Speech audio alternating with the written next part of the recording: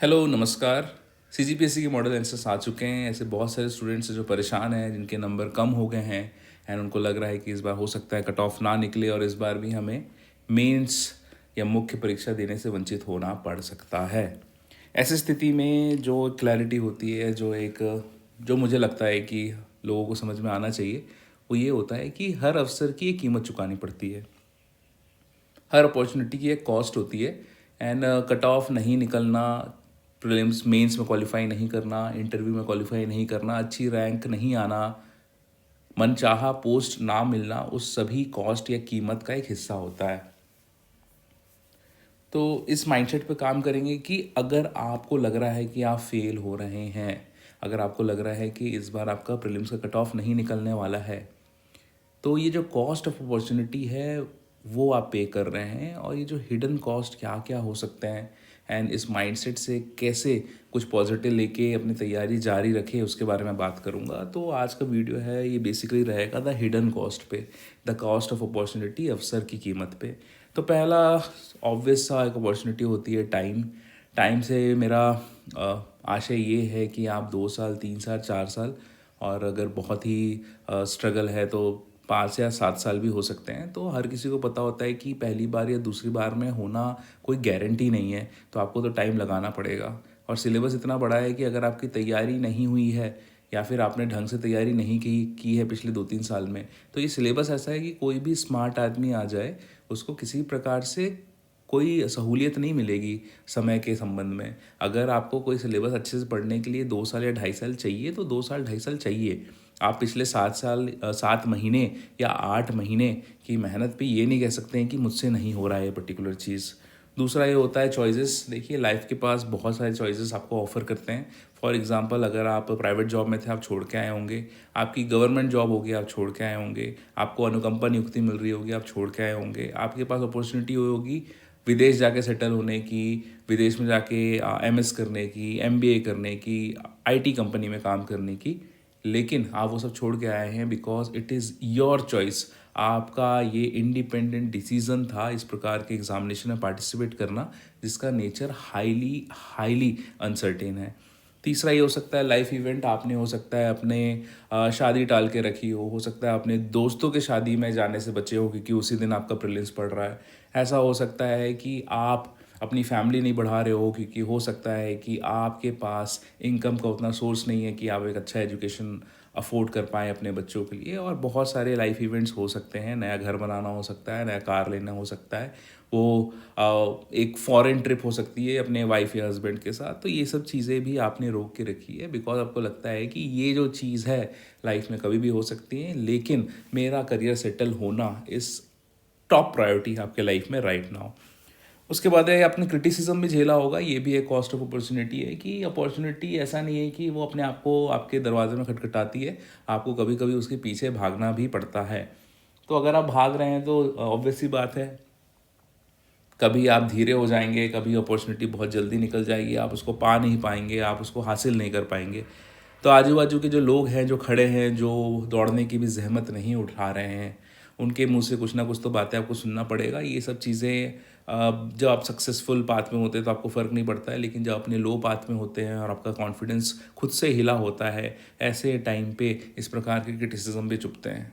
तो ये mental cost है अपॉर्चुनिटी की जो आपको देनी पड़ेगी। उसके बाद रिसोर्सेज भी हो सकते हैं। आपने अपने पैसा कौड़ी खर्च किया है। कैसे कई स्टूडेंट्स हैं जो ज़मीन गिरवी रख के आते हैं। ऐसे कई स्टूडेंट हैं जिनकी माँ अपना गहना गिरवी रख के उनकी कोचिंग अफोर्ड करती हैं। तो देखिए, इसमें बहुत ज़्यादा भावुक होने की ज़रूरत नहीं है। जब आप पेरेंट्स बनेंगे, जब आप माँ बाप बनेंगे, तो भी अपने बच्चों के लिए सारे संसाधन आप करेंगे। कोई भी एक पेरेंट्स होता है मेहनत इसलिए करता है ताकि उसका बच्चा पढ़ लिख के आगे बढ़ जाए। और ये मिडिल क्लास फैमिली का होता ही है कि अगर वो भले ही पिताजी लूना में जाएंगे, स्कूटी में जाएंगे, स्कूटर में जाएंगे, स्प्लेंडर में जाएंगे, लेकिन अपने बच्चे की फ़ीस अगर 1.5 लाख 2 लाख भी होगी तो कहीं ना कहीं से अरेंज करेंगे। तो ये हर माँ बाप का कर्तव्य होता है। आपको इसके लिए विनम्रतापूर्वक, मुझे लगता है कि काफ़ी साधुवाद देना चाहिए उनको, लेकिन इसको कुछ बहुत बड़ा मैटर ऑफ प्राइड नहीं बनाना चाहिए। इंडियन कल्चर ऐसा है कि बच्चा जब तक सेटल नहीं हो जाता तब तक उनके पेरेंट्स उनकी मदद करते हैं, और आपके बच्चे होंगे या जितने मॉडर्न हो जाए, जेन जी हो जाए, जेन A+Z हो जाए, जो भी हो जाए, लेकिन आप हमेशा उनकी मदद करेंगे उनके लाइफ में सेटल होने के लिए।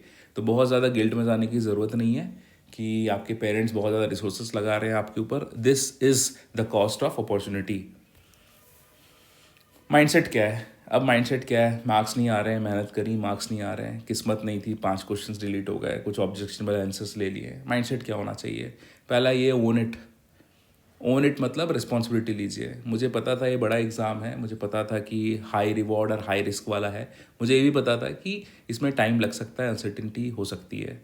तो जब मुझे पता था कि इस प्रकार से चीज़ें हो सकती थी इस एग्जामिनेशन में, तो इसमें फ़ेल होने की पूरी जिम्मेदारी मेरी है, और अगले अटेम्प्ट में जब मैं सक्सेसफुल हो जाऊंगा तो वो वाला भी जिम्मेदारी, वो भी क्रेडिट मैं ही लूँगा। दूसरा, तो आपको हमेशा से पता था अनसर्टेन एग्ज़ाम है, इसमें कोई गारंटी नहीं है कि 1 साल 1.5 साल के बाद आपको गारंटीड नौकरी मिल जाएगी। तो आपको हमेशा से पता था कि अनसर्टेन तो है एंड फेल होने की चांसेस प्रबल है। देखिए, रीस्टार्ट करिए, कोई ना कोई दिक्कत रहेगी होगी आपके अटेम्प्ट करने में, आपके क्वेश्चन में, या फिर हो सकता है किस्मत में कोई दिक्कत रहेगी होगी। लेकिन क्योंकि आपको पता है कि बड़ा अनसर्टेन एग्जामिनेशन है, तो आपको मेंटली रेडी रहना चाहिए फेलियर्स फेस करने के लिए। एंड लाइफ में देखिए, अगर आप हमेशा सक्सेस फेस कर रहे होते तो आप और मैं आज यहाँ पे नहीं होते, हम लोग कहीं और होते। ठीक है, हो सकता है अपन स्पेस में होते, एस्ट्रोनॉट बन गए होते, हो सकता है कि एक फाइटर जेट उड़ा रहे होते, हो सकता है एथलीट होते, मॉडल होते, एंटरटेनमेंट इंडस्ट्री में होते। लेकिन बहुत सारी चीज़ें लाइफ में वर्क नहीं करी। हो सकता है आपका फैमिली बैकग्राउंड, हो सकता है आपके जेनेटिक्स हो सकते हैं, आपके लिए रिसोर्सेज हो सकते हैं, आपके अपॉर्चुनिटीज़ हो सकते हैं, हो सकता है अवेयरनेस भी हो सकती है कि आपको पता नहीं था ये सब अपॉर्चुनिटीज़ थी और मैं एलिजिबल था उसके लिए। लेकिन उसको रोने से कुछ नहीं होगा, रीस्टार्ट करिए, यही एक चीज़ है जो आपके पास हमेशा स्थायी रहेगी। वी ऑल फेल, मेरा भी पहले प्रीलिम्स में नहीं हुआ था, आपका भी नहीं हुआ, तो कोई बड़ी बात नहीं है। अगले साल फिर किसी का नहीं होगा, अगले के अगले साल फिर किसी का नहीं होगा। लेकिन ये भी बात है कि अगले साल किसी का होगा, अगले के अगले साल भी किसी का होगा, अगले के अगले साल भी किसी का होगा। तो फेलियर और सक्सेस तो पार्ट है इस पर्टिकुलर प्रोसेस का, उसको एक्सेप्ट कर लिए।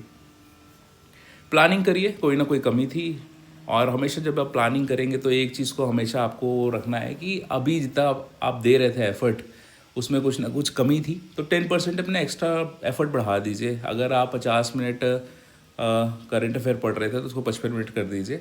अगर आप 6 घंटे पढ़ रहे थे डेली, डेली अगर आप 6 घंटे पढ़ रहे थे तो एटलीस्ट आधा घंटा और बढ़ा दीजिए। तो हर महीने 10% एक्स्ट्रा करने की कोशिश करिए। उसके बाद learn learn learn from people जो अच्छा कर रहे हैं एग्जामिनेशन में। हो सकता है कि उसका तुक्का बहुत अच्छा लगता होगा, पूछ लीजिए। हो सकता है उसकी मेंस की आंसर राइटिंग अच्छी हो, पूछ लीजिए। हो सकता है उसका कंटेंट बहुत अच्छा हो, आंसर का सीख लीजिए। हो सकता है कि उसके डायग्राम्स बहुत अच्छे हों, हैंड राइटिंग बहुत अच्छे हो, वो जिस प्रकार से जमाता है सेम फैक्ट्स को आकर्षक तरीके से पेपर में, वो देख लीजिए। तो हमेशा टॉपर्स की आंसर कॉपी देखते रहिए और टॉपर्स के ओपिनियन सुनते रहिए। एंड कोई कैसे अप्रोच कर रहा है किसी भी पर्टिकुलर एग्जामिनेशन को, वो भी आप उनसे सीखते रहिए। अडेप्ट करना पड़ेगा, कोई भी चीज़ें कांस्टेंट नहीं है। अगर इस बार आपको पता है कि बजट और इंडियन बजट और छत्तीसगढ़ बजट से क्वेश्चन आए हैं, तो इस बार जो बजट सत्र आने वाला है उसमें विशेष रूप से ध्यान दीजिए। आप ये सोचिए कि अगली बार आपको ऐसे सवाल आएंगे तो आपसे बनने चाहिए। मोस्ट इम्पॉर्टेंट पार्ट, एक्सेप्ट करिए कि इस बार नहीं हुआ, कुछ शॉर्टकमिंग्स रह गई थी, या तो मेरे एफर्ट में या तो मेरी किस्मत में। इसका मतलब ये नहीं है कि सारे एफर्ट वेस्ट है, मेरी किस्मत हमेशा ही बंद रहेगी, बेकार रहेगी। आपके जो एफर्ट्स हैं, इट्स लाइक बर्फ़ का पिघलना। आप -10 डिग्री सेल्सियस से 0 डिग्री सेल्सियस तक आएंगे, कुछ नहीं होगा। लेकिन जैसे ही 0 से थोड़ा सा ऊपर उठेंगे, आपको बर्फ़ पिघलते हुए दिखेगी। इसका मतलब ये नहीं है कि आपका आखिरी एफर्ट ही सिग्निफिकेंट था। आपके -10 से 0 डिग्री आते तक जितनी गर्मी आपने पैदा करी है अपने जिगरे से, है ना, वो सब काउंट होता है। Every effort counts, every dot, every comma, every line, every dash, every highlight, every writing, every paper counts in this examination. तो मेरा यही रियलाइजेशन रहा है कि मैंने जितने एफर्ट्स कभी भी डाले हैं लाइफ में किसी भी चीज़ के लिए, सार्थक हो निरर्थक हो किसी प्रकार का, उसका कुछ ना कुछ एडवांटेज मुझे हमेशा मिला है। Most importantly, plan long term. वो एक डायलॉग है, धंधा करना है तो बड़ा करो मनसुख भाई। है ना। तो वही है कि प्लान लॉन्ग टर्म प्लान ये है कि मेंस देना है, इंटरव्यू देना है और मनचाही पोस्ट लेनी है। प्रीलिम्स में उतना विचलित होने की ज़रूरत नहीं है, क्योंकि मैं बार बार कहता हूँ कि mains is everything. Mains is the mother of all examination. इस बार भी अगर आप देख रहे होंगे तो एक बांध को रोक के असहयोग आंदोलन में, जहाँ तक मुझे याद आ रहा है, उन्होंने अपना विरोध प्रदर्शन किया था पुरुषोत्तम दास, है ना। और ये वाला फैक्ट मैंने मेंस में पढ़ा था। ये बहुत पॉपुलर फैक्ट्स नहीं है, लेकिन अगर आप मेंस में क्या क्या इवेंट हुए थे छत्तीसगढ़ में कहीं देखेंगे, किसी अच्छे बुक में, अच्छे आंसर में, या फिर ग्रंथ अकेडमी में, वहाँ पे पुरुषोत्तम दास जी का नाम का जिक्र है। एग्जैक्टली याद नहीं आ रहा है, लेकिन ऐसी कुछ था। ठीक है। उसके बाद अगर आपने बजट पढ़ा हुआ है, जो बार बार मैं कहता था बजट पढ़ लो, बजट पढ़ लो, पिछले बार भी मैंने कहा था मेंस के बाद कि सबसे पहले आपको बजट पढ़ना चाहिए। और इंडियन बजट था, उसमें भी आपको देख लेते तो कुछ ना कुछ बातें आपको समझ में आ जाती। मैं पिछले 2-3 साल से बोल रहा हूँ, यूपीएससी के व्लॉग्स पढ़िए, डेली वाले व्लॉग्स पढ़िए, डेली करंट अफेयर जो एनालिसिस करके देते हैं उसको पढ़िए, कुछ ना कुछ कॉन्सेप्चुअल क्लैरिटी आएगी। तुक्का मारते बनता है एग्जामिनेशन में। एनजीएसी वाला क्वेश्चन वैसे ही बनना था।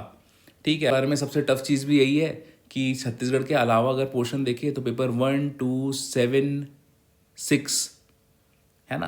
पेपर 1, 2, 7, 6 और 4, मतलब more than 60-70% of the syllabus ऐसा है जो मेन स्पेसिफिक है, जिसका प्रीलिम्स या व्यापम में कहीं भी लेना देना नहीं है। तो इसको भी अपने एडवांटेज पे यूज़ करिए कि भाई ये ऐसा एग्जामिनेशन है मेंस जहाँ पे अगर कोई प्रीलिम्स व्यापम में बहुत अच्छा परफॉर्म कर रहा है, इसका मतलब ये नहीं कि वो बहुत अच्छा ऐसे लिखता होगा।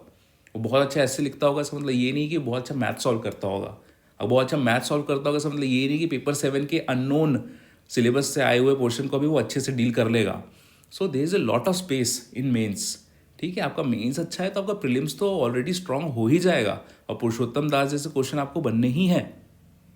और एक बार मेंस अच्छा है, इसका मतलब मैथ्स लैंग्वेज भी अच्छा है, साल भर आप टॉप करोगे जो भी एग्जाम में बैठ जाओगे। ठीक है। बस डिपेंड करेगा रैंक कितनी आ रही है उस दिन के हिसाब से। तो वही बोल रहे हैं कि mains is everything, read very very nicely. And जो कॉस्ट ऑफ अपॉर्चुनिटी है, जो अवसर की कीमत है, वो हर कोई चुकाता है। इस साल आप चुका रहे हैं बहुत भारी कीमत, अगले साल आप अंदर होंगे कोई और चुकाएगा। ये ऐसा चक्र है, दुष्चक्र है, ये जो चलता ही रहेगा। कभी आप उसको भुगतेंगे, कभी कोई और भुगतेगा। लेकिन ये भी बात है कि आज कोई अगर सक्सेसफुल हो रहा है तो कल भी आप सक्सेसफुल हो सकते हैं।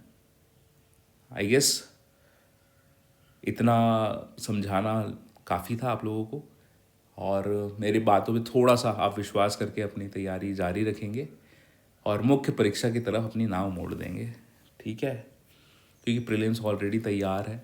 किस्मत किस्मत की बात होती है, 2 नंबर, 4 नंबर, 5 नंबर। अगर कट ऑफ से आपके 5 नंबर, 7 नंबर भी कम आ रहे हैं, इट्स ओके, अगले साल आ जाएंगे। आप दिसंबर तक मेंस पढ़ के तो देखो, अपना पूरा 100% एनर्जी मेंस में लगाओ, कुछ दिन रिलैक्स कर लो। एंड होता है यार, सबके साथ होता है, हमारे साथ हुआ है। हम कभी बाहर रहे हैं एग्जामिनेशन प्रोसेस से, आज लीड कर रहे हैं। आप भी आज बाहर हैं, कल आप भी लीड करेंगे। ठीक है। इसी विश्वास के साथ पढ़ते रहिए। टेक केयर, कुछ दिन ऑफ रखिए, एंड ऑल द बेस्ट।